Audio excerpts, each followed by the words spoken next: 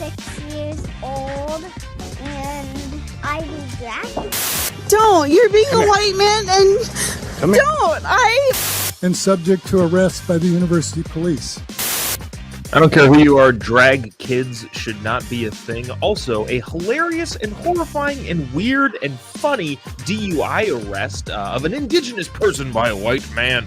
And last night at UCLA, I have some thoughts. If you're aware of the situation that went on there, well, I won't get too far into it, but I do have some thoughts. All that and more coming up on this episode of Daily Caller Live. Thanks so much for tuning in. My name is Jobob. Daily Caller Live starts right now. 2, 1. Here we go! Might be the only brown guy on earth named Jobob. That is actually her name, Jobob.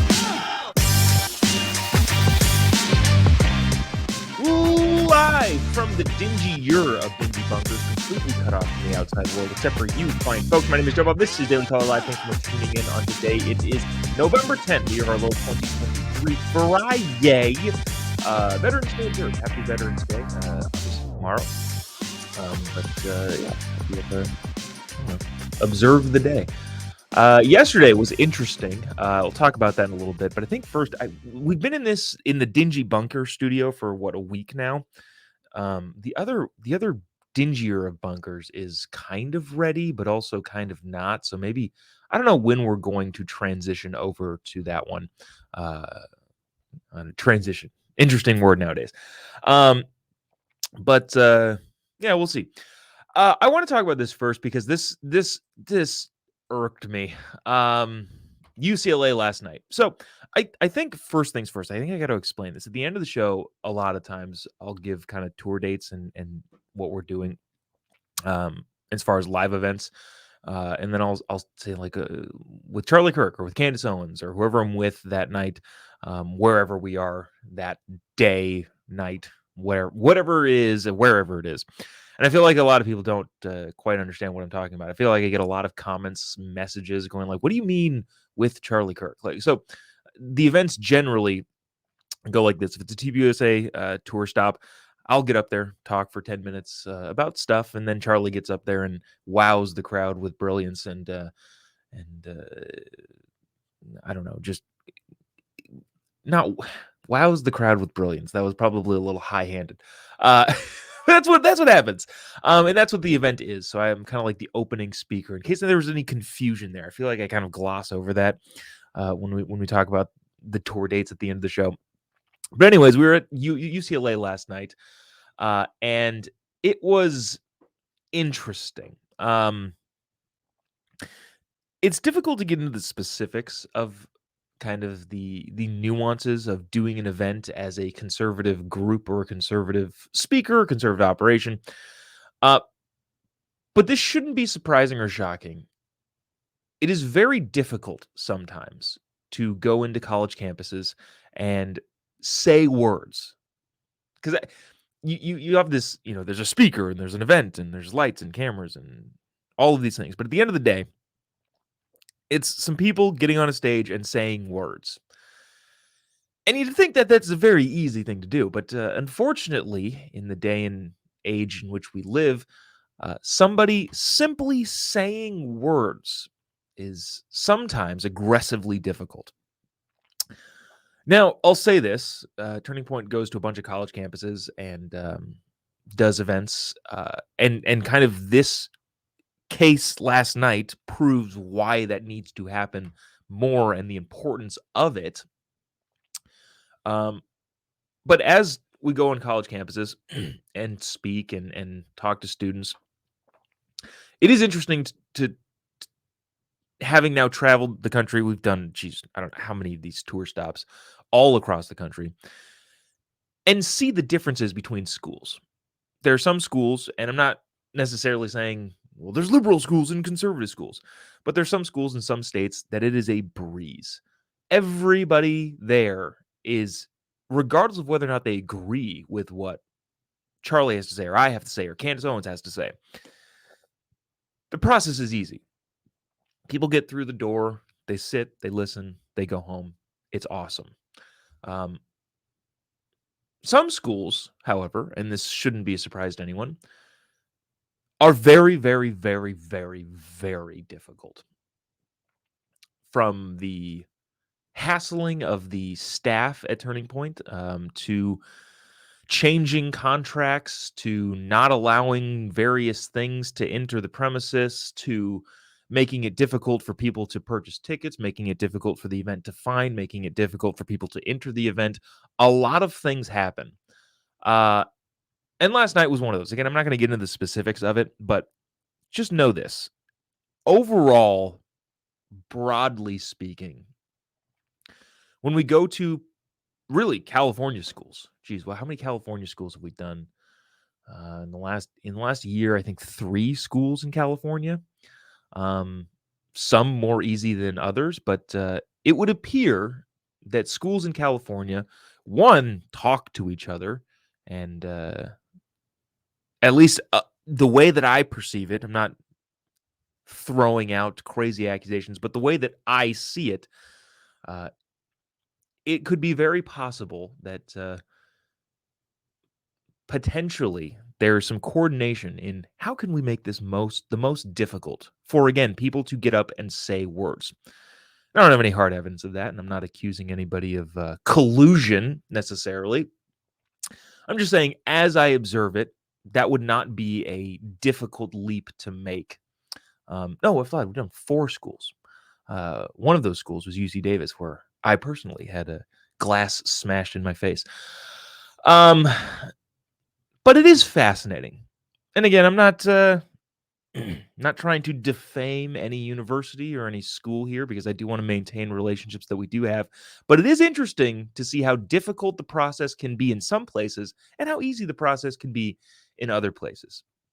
Now, I'm going to show you a clip in a little bit. It's not of protesters. It's not of anything. It is of the dean of students at UCLA, who got up there and said, "We support free speech." And fine. The process in which people were allowed to enter the event and the ticketing component and whether or not we can do certain things that we were supposed to be able to do. Again, won't get into the details of that. Just know that it was very, very difficult. If you want, I don't know if Charlie is going to do a full-blown scorched earth on the difficulty, but if he does, it'll be on his platform. I don't feel right necessarily going into the details of how difficult it was. But I did want to play this clip because I thought this clip was as telling as it gets. This is the dean of students, the deputy dean of students, or something like that. Chancellor or dean, what? I don't know what he is. But he's a dude from the campus that wanted to get up there and talk about free speech, which is, again, if you're understanding the situation that had to be dealt with, kind of hilarious, but at the same time, I appreciate it to an extent. Now, I want you to watch as he attempts to say to any protesters, to anybody who is going to cause a disturbance, what kind of ramifications they will be met with. Now, what I think is fascinating about this clip is I want you to hear when he has to pause, because the audience who is there to see Charlie Kirk is applauding him. And that's what I want you to listen for. I'm going to play this clip. Watch the couple moments when he has to pause, and he's shocked. Watch his face. When people are clapping, he's like, what, why are you guys clapping? And I'll get into the reasoning behind why I thought that was fascinating. Watch this. Tonight's speaker and discussion is brought to us by a student organization here at UCLA. We understand the talk might elicit disagreement, and we recognize the values and the rights of individuals to express their feelings. But the university will not permit a response or a protest that is so disruptive, so to effectively silence the invited speaker and prevent the speaker from communicating with a willing audience. Campus officials are present.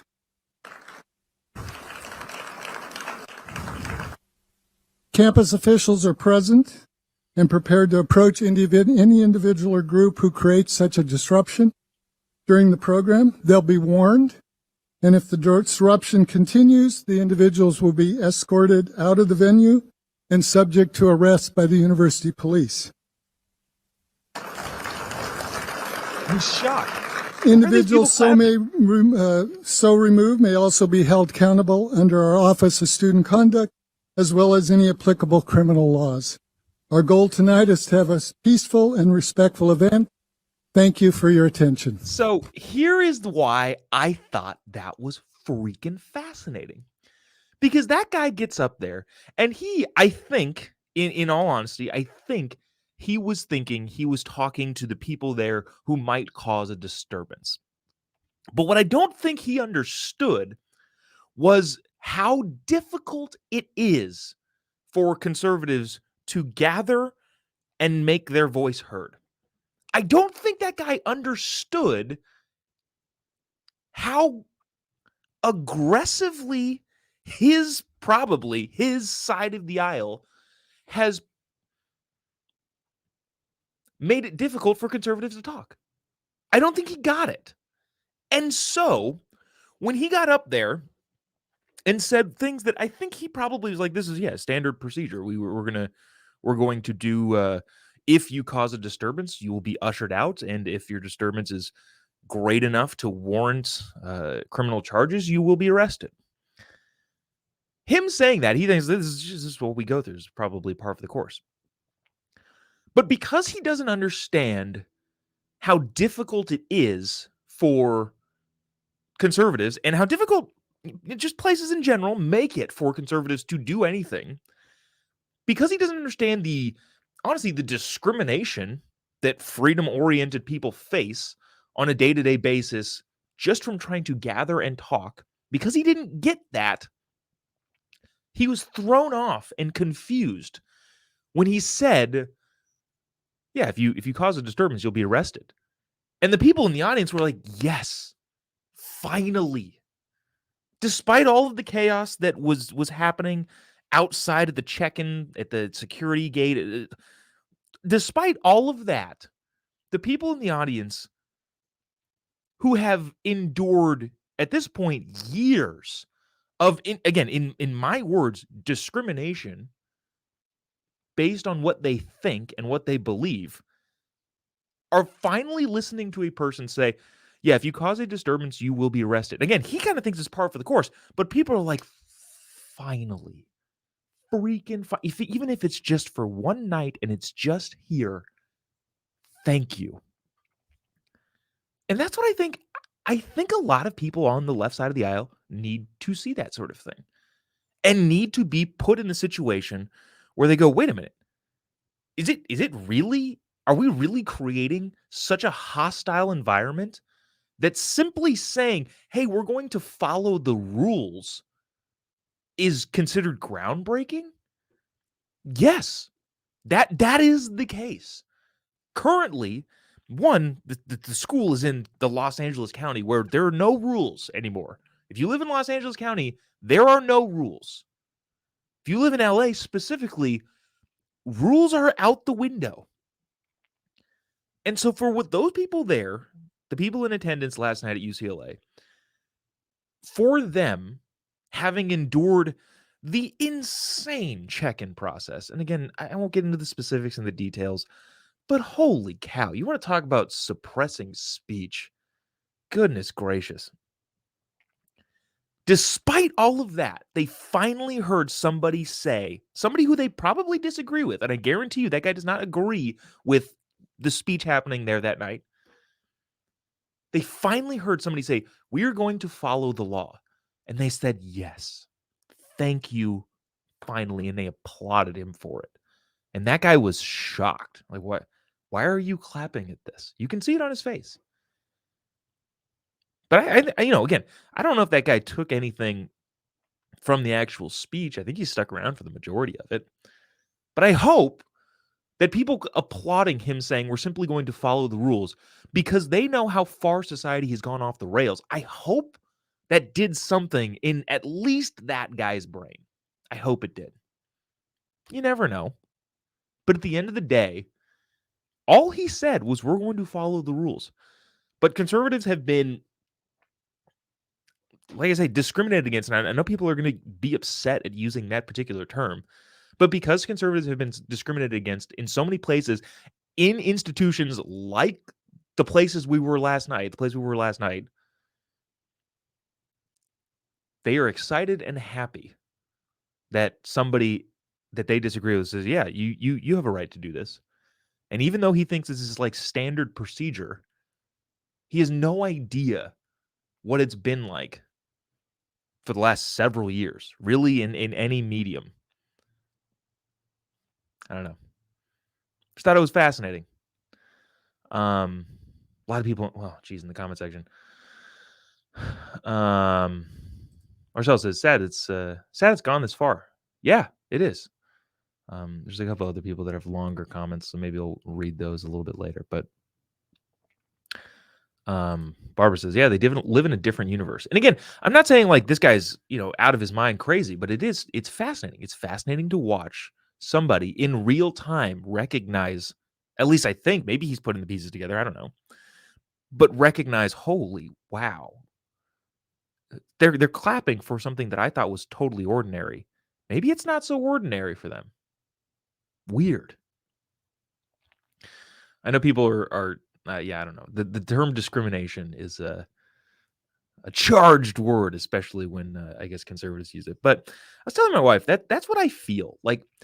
There are so I do a comedy tour, we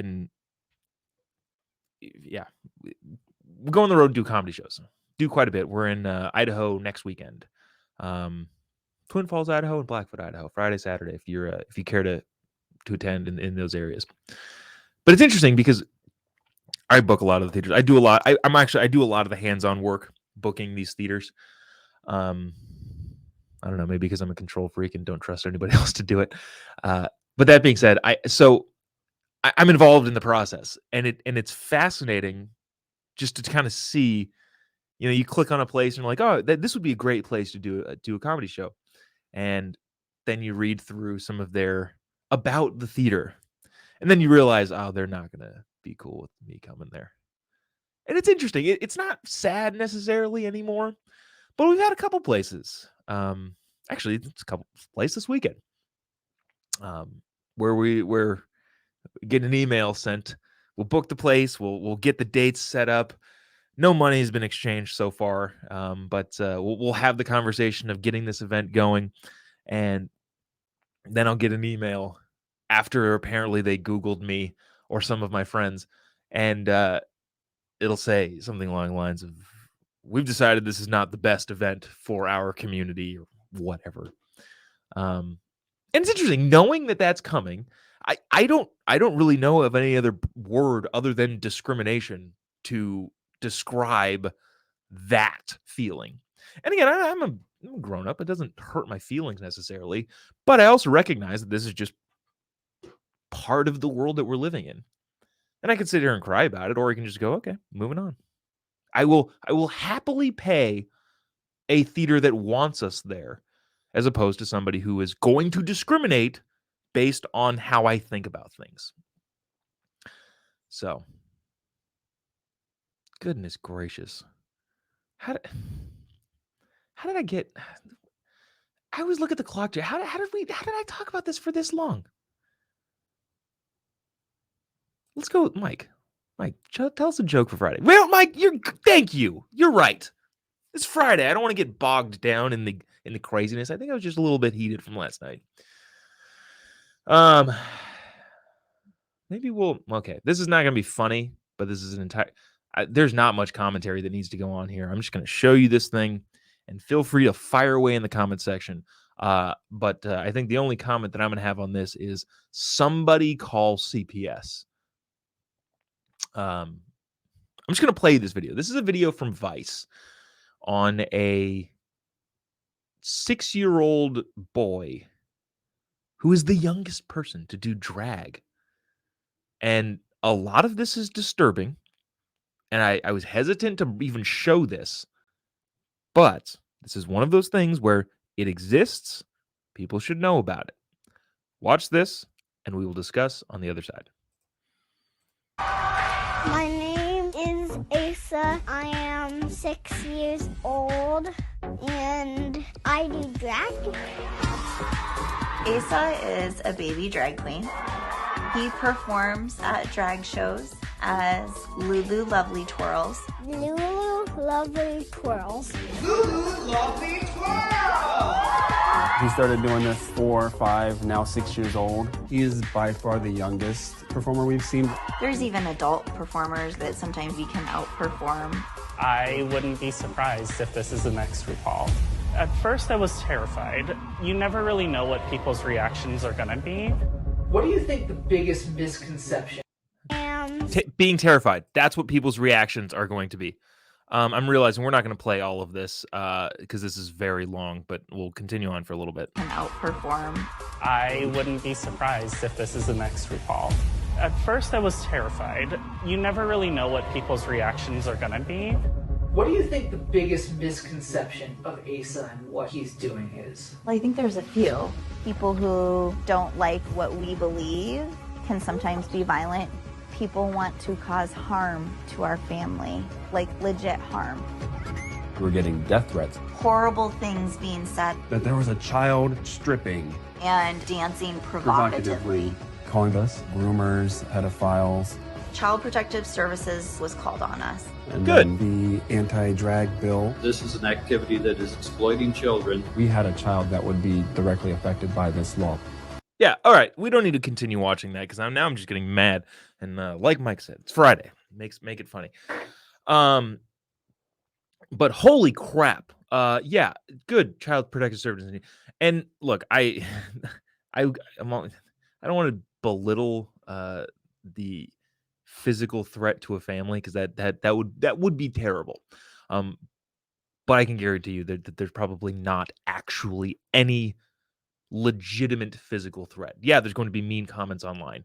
And I hope there isn't. I hope there isn't any actual physical threat. But having been around this media scope in the little world, everybody gets death threats. It's not.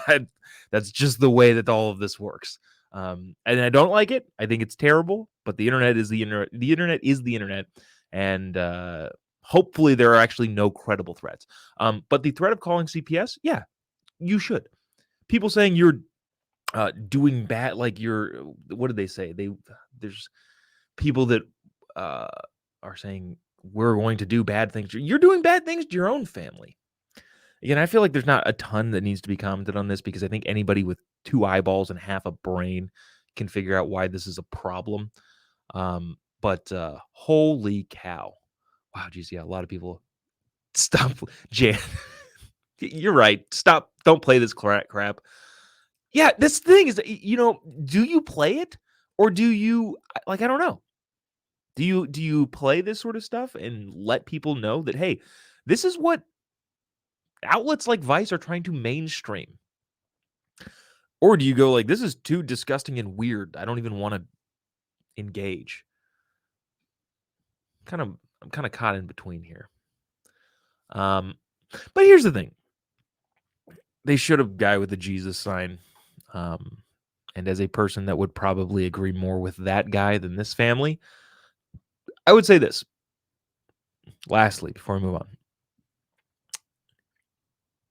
There are practices and ways of doing things in life that make your life easier, and there are things that make your life harder. I understand there's a lot of variable space. There's a lot of space in between good ideas and bad ideas for, I guess, insignificant variables. The kid wants to dance? Fine. Put him in a dance class. Who cares? But when you push it this far to the extent of, okay, he knew early on he wanted to be in adult entertainment. Okay, I'm going to tell you pretty much straight up, regardless of your religious beliefs, because that's what they're going against, right? They're saying, oh, the religious beliefs don't agree with what we're doing. Aside from that, I agree on the religious part, but aside from that, even if we took that out of the conversation,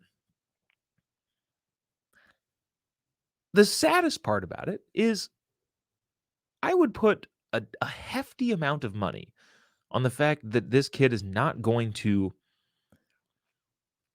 adjust well growing up. And that is the sad part. And so the reason why people are upset about this and why people might be speaking out against those parents is because you want to talk about setting your kid up for failure. There are a lot of kids that don't have the luxury of having two parents at home. And this kid does. But they are so misguided, it would seem, that the advantage that he may have gained is washed away because of bad decisions, which is honestly at the end of the day just sad.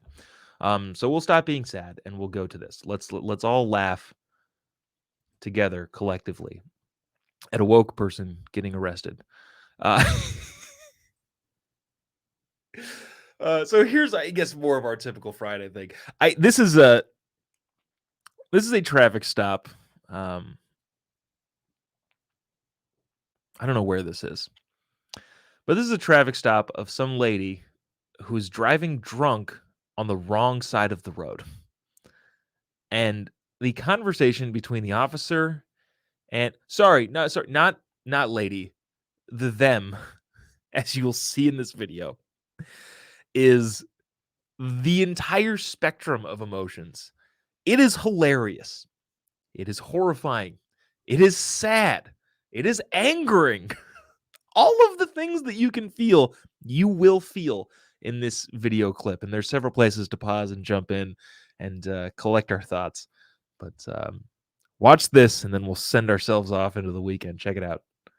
What's going on? Nothing. Why are you driving in the wrong way of traffic? No, I just got changed around. I just moved here like 2 months ago. Okay. I just got changed around. Okay. Do you understand what's going on, though? Yes. You're going into oncoming traffic. I know, and I just decided that it was better just to turn around really quick. So, okay. But I'm sorry. I just have like really bad social anxiety and stuff. I get you. I don't want to step out whenever you're asking for stuff. Okay, well, we're past that. Just go ahead and step out. As an Indigenous person. Right back here, please. Miss Perry? Well, I'm non-binary, so. Okay. What do you go by? It's Kai. How can I refer to you tonight? Kai? Okay. Hey, I'm smelling alcohol.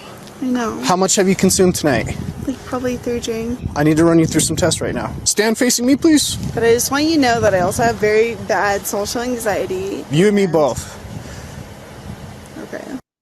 All right, so I don't want to belittle actual anxiety. I know actual anxiety is an actual real thing, and I don't want to make fun of a thing that people actually suffer from. Having said that, what is it? The Coddling of the American Mind, I think, is the book by Greg Lukianoff and Jonathan Haidt. That basically said we are teaching our kids mental disorders, including the anxiety. And so if this person has anxiety, it would appear by all of the things that she is saying, it was probably taught to her in some way, shape, or form. What is where are we at with the intersectionalist list? So she said, sorry, Kai. I'm not going to do that. So she said non-binary. She's a non-binary person, goes by a different pronoun, is an indigenous person, is pretty clearly intoxicated. Well, that's beside the point. But anxiety, non-binary, indigenous person. All right. Where can we go from here? Watch this. Now with your right foot, place it in front of your left in a heel-to-toe touching manner with your arms by your side, just like this, ma'am. Can you not call me ma'am, please? I'm trying my hardest. Okay, well. Okay. It means a lot to me. I'm trying my I hardest. don't feel like a man, so. Okay. It's kind of triggering. Right foot in front of your left. Nope, go back. I'm sorry, but the whole man thing just like. I apologize. Let's see if we can move forward from it. You have 0 questions? No, but I just want to tell you that I suffer from really bad anxiety, especially with generational trauma and PTSD around white people and cops. Like, it's just. You know what we should have done? We should have played victimized bingo. We should have all taken a moment to get out a bingo card and fill out all of the buzzwords in the different spot. generationalized trauma, white man, indigenous person, non-binary, triggering, all of the words I think have been used so far. So we'd all have a blackout on our square, but it would be whoever got their 3 or 4 or 5 in a row first, I think, would be the thing. But now, dude, this is okay. Here's it's hilarious, but it's also sad. This girl did not raise herself. Somebody and it's way up there now, but somebody said another lost one. We'd lost another person, not in death, obviously, but just in the mindset of somebody who probably could have been a normal person, but got hoodwinked into the crazy ideology that they, whatever now believes. But yeah, if we were playing triggered bingo, I think we have enough here in terms of the lefty woke buzzwords to fill up the entire square. This is it. This is how it goes. She gets arrested and continues on in the I'm an indigenous person. Yeah, check it out. I'm going to speak with you right over here, okay? No. Yes, ma'am. Go ahead and place your hands behind your back. Don't, dude. Don't make it hard. Please. Don't make it hard. No, You're going to get a resistance. Dude, You're going to get a resistance. I don't. Don't resist. Don't. Listen to me. Don't resist. Don't. You're being Come a here. white man and Come here. don't. I followed all of your like, as an indigenous person, like, you guys. You guys are scaring me. There's nothing to be afraid of. Yes, there is. It's called. Yeah, that's kind of how that goes, and that's kind of how it ends. But holy cow! Now, okay, we've gone this entire report without saying, look, you're gonna have some legal troubles here. Not even that. You could have killed people. You know how many people you could have killed driving drunk on the wrong side of the road? Look, forget all of the other crazy stuff that she said. How about just mentioning the fact that, yeah, maybe you shouldn't be doing any of that. And then to try and spin her way into, well, I feel triggered because you used my wrong gender pronoun and I'm an indigenous person and you're a white man. Yeah, now I'm angry. See, this is what I'm saying. You're going to feel the litany of emotions. Because at the end of the day, yes, this is funny, but also she could have killed a bunch of people. I think what this really is the inability for some people who have gone through the indoctrination system. I hate using cliche words like that, but the indoctrination system that is the crazy woke education system and been taught that everything she thinks is valid in some way, shape, or form. That type of person getting hit with reality is what I think this is. And so at the end of the day, reality bats last. And this person is, I don't know, going to have to face it. And it's better that they do it sooner than later. A lot of mean comments in here. But I don't know. Fun. Jeez, wow. So you guys are witty. I don't know. What a crazy, now it's sad.